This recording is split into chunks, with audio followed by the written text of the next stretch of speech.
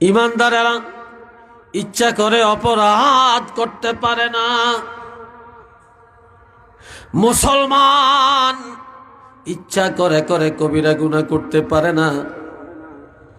যে মুসলমান দাবি করে ইচ্ছা করে সুদ খাইতে পারে না, ঘুষ খাইতে পারে না, জুলুম করতে পারে না, মানুষ কতল করতে পারে না, কারো হক কারো অধিকার খর্ব করতে পারে না, জিনা ব্যভিচারে যাইতে পারে না, মদ জুয়ার আড্ডায় যাইতে পারে না। কেননা মুসলমানের অপরাধ যদি হয়ে যায় অনিচ্ছায় হয়। কেননা যারা খাঁটি মুসলমান তারা কখনো জানিয়ে শুনিয়ে অপরাধ করে না। একটু চিল্লিয়ে বলেন না নাউযুবিল্লাহ।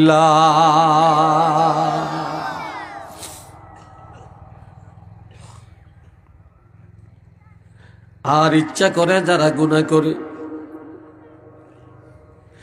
আর ইচ্ছা করে করে যারা গুনাহ করে, গুনাহ করাটাকে যারা অপরাধ মনে করে না, হারাম পথে চলাটাকে যারা অপরাধ মনে করে না, এই অপরাধ মনে না করাটা এটা হলো কুফরি।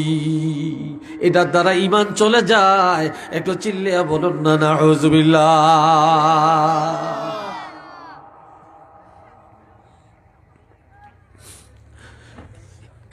সাহাবায়ে কেরামের সবচেয়ে বড় আদর্শ হলো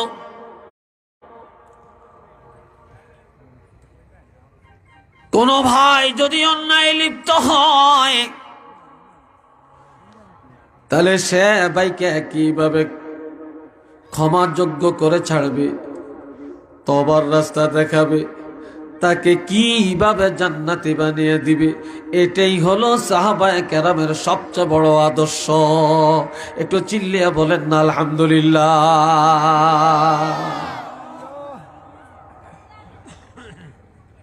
আমার ভাইরা রে, আল্লাহর হাবিব হাদিসের মধ্যে ইরশাদ করেন,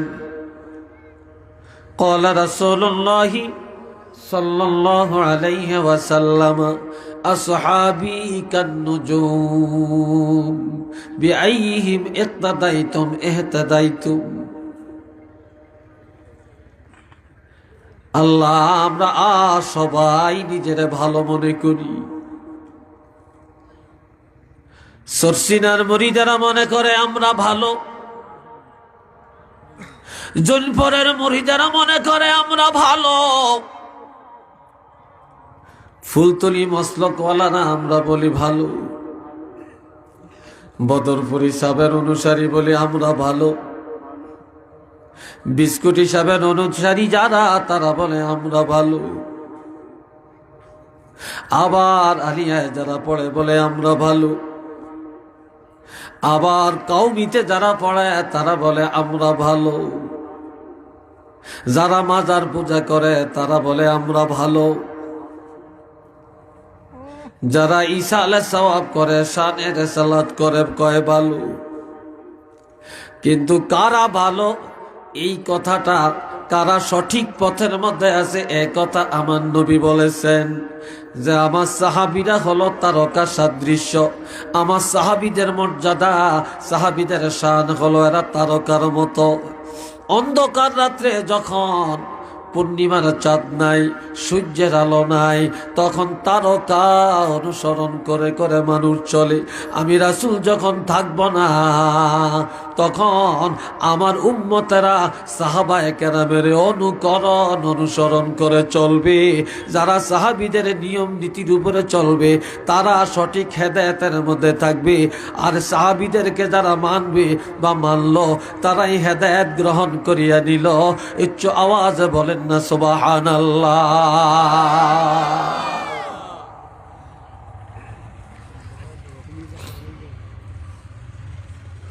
আরেক হাদিসে আছে, ক্বালা রাসূলুল্লাহ সাল্লাল্লাহু আলাইহি ওয়াসাল্লাম মা আনা আলাইহি ওয়া আসহাবী। সবাই একবার বলেন না আলহামদুলিল্লাহ। আর একটু আওয়াজ দিয়া। এই দুনিয়ায় রাসূল বলেছেন বনি ইসরাইলের মধ্যে দল ছিল ৭২টা। চিল্লিয়া বলেন কয়টি? আরো জোরে বলেন। বনি ইসরাইলের মধ্যে দুনিয়ার দল মত পার্থক্য মতানৈক্য, গ্রুপিং ছিল 72টা গ্রুপ। আর আমার উম্মতের মধ্যে হবে 73 দল। কয় দল? নবী বলেন আমার উম্মতের মধ্যে দুনিয়ায় দল হবে 73টা।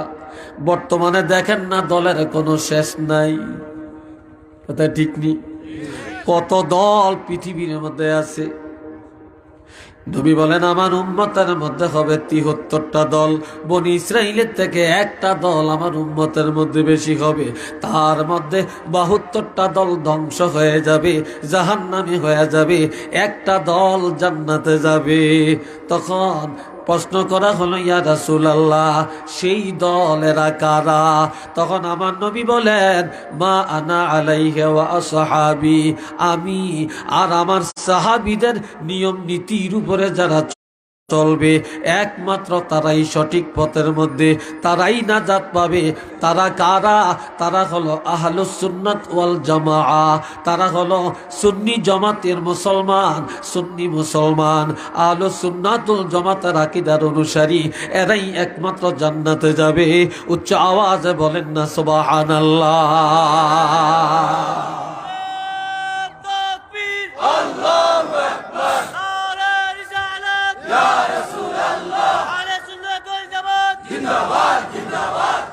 মাশাআল্লাহ, সবাই বলেন আলহামদুলিল্লাহ। তাহলে সাহাবীদের শান নবীর কথা দিয়ে এত বাড়ালেন, এত মর্যাদা যে মা আনা আলাইহি ওয়া আসহাবি, আমি আর আমার সাহাবীদের উপরে যারা থাকবে একমাত্র তারাই নাজাত পাবে। তারাই হলো আহলুস সুন্নাত ওয়াল জামাআহ। সেটা ফুলতলি মুসলকেরও হতে পারে, সরসিনা মুসলকেরও হতে পারে, সে যেই মুসলকের হোক না কেন, যদি এই আদর্শ তার মধ্যে থাকে সেই হলো আহলুস সুন্নাহ। একটু চিল্লিয়া বলেন না মারহাবা।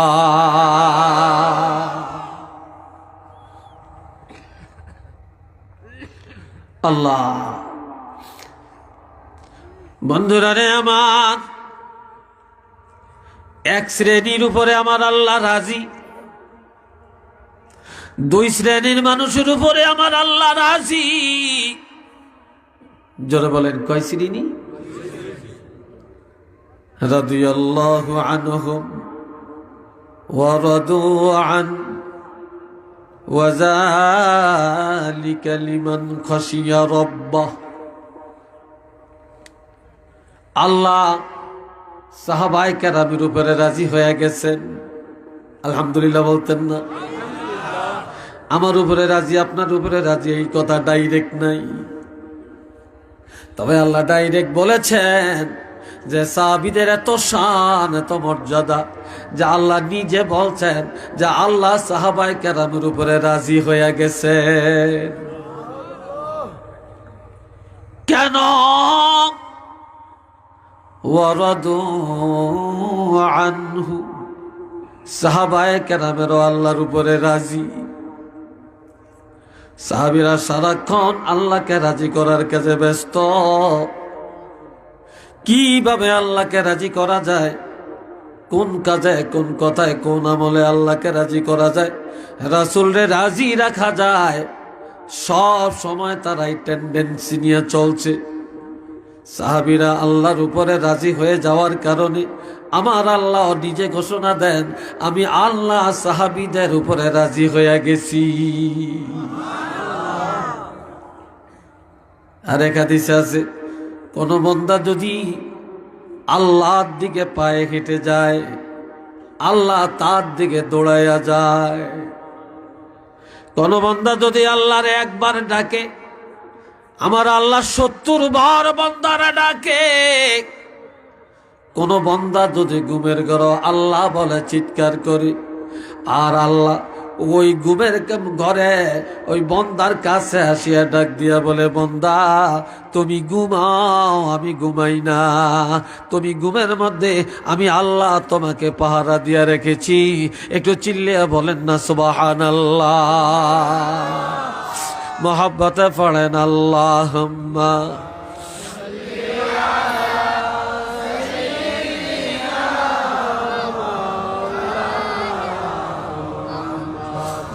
ওয়া আলা আলি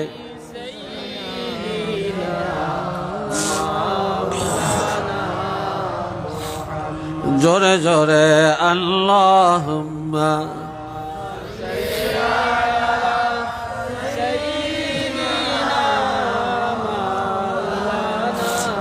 মুহাম্মদ ওয়া আলা আলি সাইয়্যিদিনা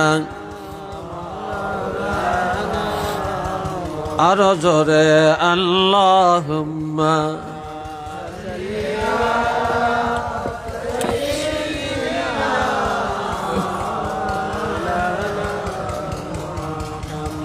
ওয়া আলা আলি সাইয়্যিদিনা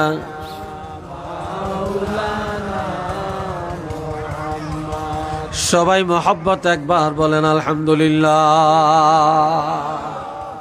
কষ্ট হইতেছে আপনাদের না? এটা কিসের আওয়াজ? এই কোন ব্যাককলে এখানে জেনারেটর লাগাইছে? হ্যাঁ, এটার আক্কল হোসেন তো থাকা দরকার। মাহফিলের এত কাছে জেনারেটর লাগায়, আর এই জেনারেটর আওয়াজে এখন আপনারা কথা বুঝবেন না, আমি বলতে পারি। এটাকে বলে আকল, এটাকে বলে বিবেক।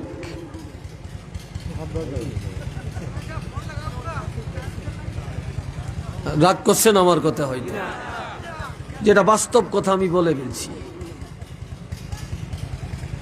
আল্লাহ আমার ভাইয়েরা রে, এই মাইক ঠিক করো তাড়াতাড়ি।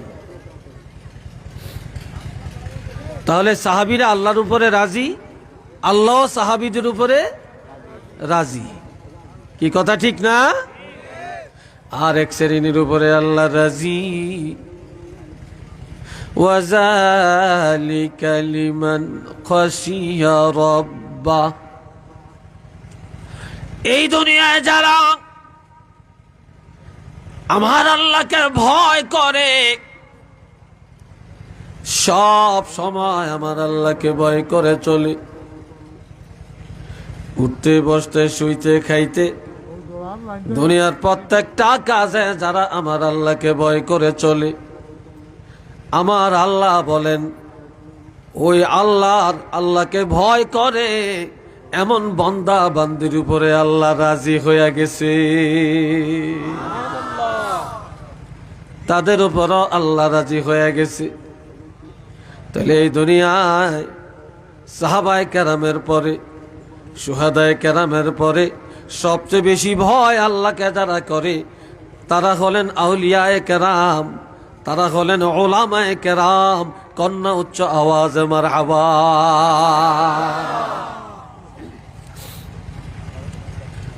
আমার আল্লাহ ঘোষণা দেন, ইন্নামা ইয়াখশাল্লাহা মিন ইবাদিহিল উলামা। নিশ্চয়ই আল্লাহর বান্দাদের মধ্যে, আল্লাহর গোলামদের মধ্যে যারা আল্লাহকে সবচেয়ে বেশি ভয় করতে জানে, যারা আল্লাহকে বেশি স্মরণ করতে জানে, তারা হল উলামায়ে কেরাম, তারা হলেন আউলিয়ায়ে কেরাম। তা আউলিয়ায়ে কেরামেরা, উলামায়ে কেরামেরা যেভাবে আল্লাহকে ভয় করতে জানে, এভাবে জগতের আর কেউ ভয় করতে জানে না।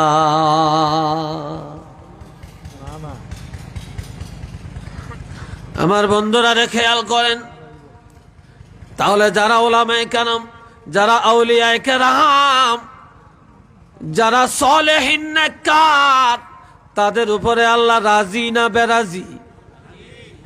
কি আল্লাহ রাজি না বেরাজি? আর একটু জিল্লে কোন আল্লাহ রাজি। আজকে আমরা যারা এখানে আসছি আল্লাহকে রাজি করার জন্য না বেজার করার জন্য? সাহাবীদের জিন্দেগিটা ছিল আল্লাহকে রাজি করার কাজে না বেজার করার কাজে? হ্যাঁ, তাহলে যারা জীবনের প্রত্যেকটা মুহূর্ত আল্লাহকে সন্তুষ্ট করার কাজে নিয়োজিত রাখে, ওই বান্দাদের উপরে আল্লাহ রাজি হয়ে গেছে। সেই বান্দাদের উপরে আমার আল্লাহ রাজি হয়ে গেছে। উচ্চ আওয়াজে বলেন না আলহামদুলিল্লাহ। আল্লাহর হাবিব বলেন, একদিন নিমতু ফারা আইতুনি। আওয়াজটা ঠিক করছে না কেন? আগুন লাগে গেছে এটা গ্রামে, ওই তো কারেন্ট বন্ধ করছে, ক্লিয়ারেন্স পাইতে দিল। তা মাইক তো ঠিক করবে, মাইকের হ্যাঁ ব্যাটারি চলে, তো ব্যাটারি ভালো ভোল্টের ব্যাটারি আনো না।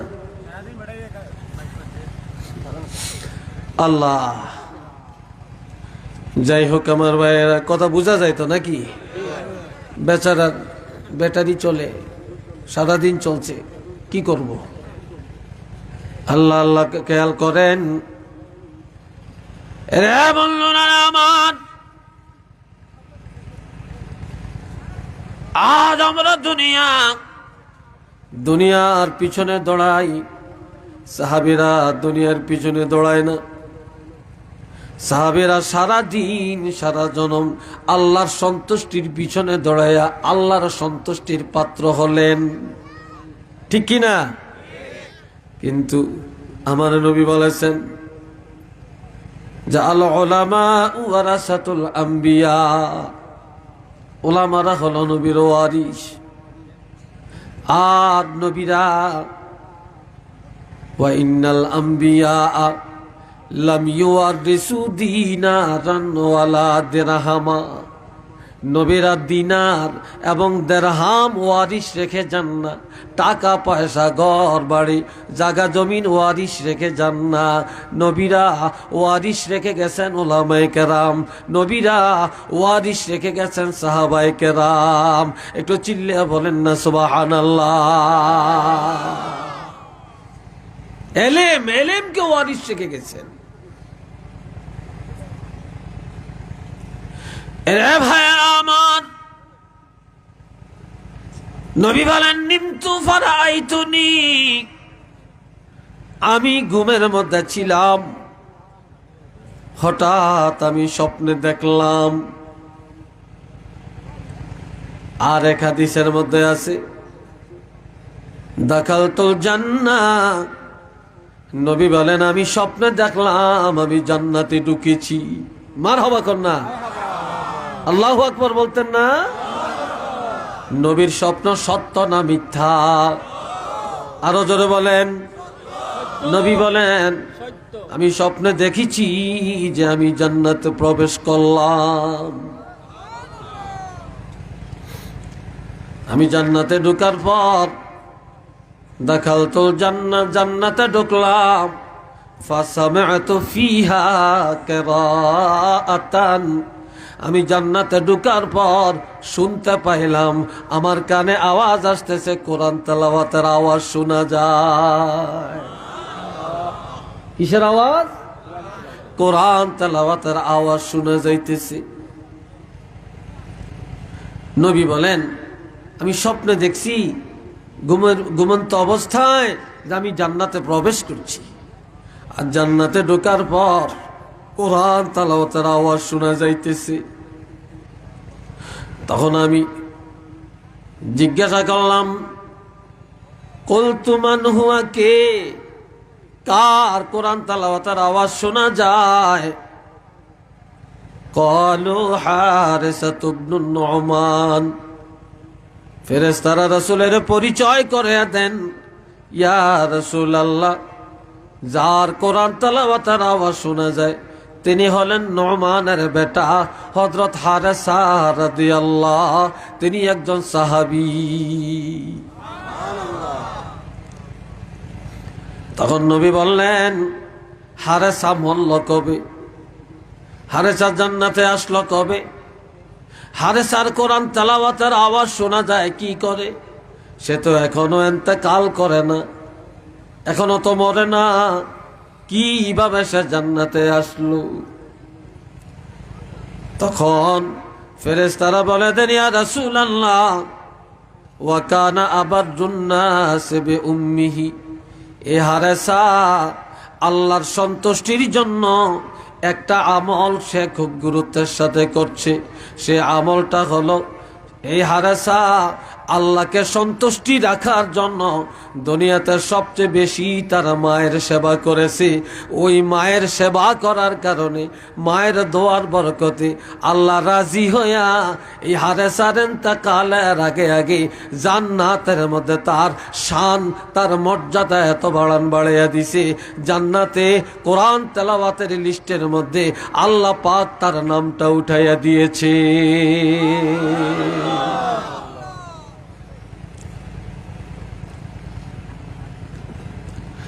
আল্লাহ আজ এই খেদমতটা তো আমাদের মধ্যে নাই।